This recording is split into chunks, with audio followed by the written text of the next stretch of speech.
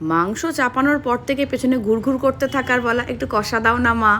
তার মানেই দিনটা রবিবার, আর খাসি হোক বা মুরগি, রবিবার একটু মাংস কিন্তু চাই। না, শুধু মাংস না, মেনুতে ছিল শুক্তো। শুক্তোটা রান্না করে আমি দোকানে নেমেছিলাম।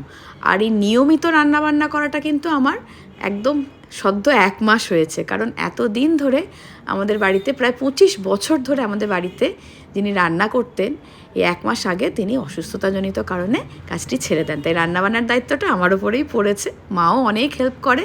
তারপর নামলাম দোকানে।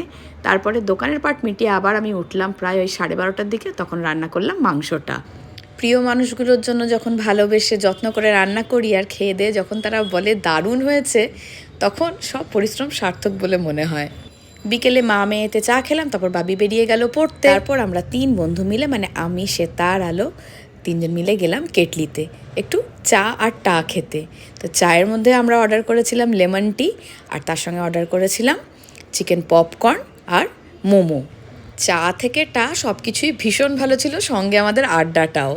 তারপর কিছু সেলফি দিয়ে তারপরে আবার যে যার বাড়ির দিকে। রবিবারটা দারুণ কাটলো সব কিছু মিলিয়ে।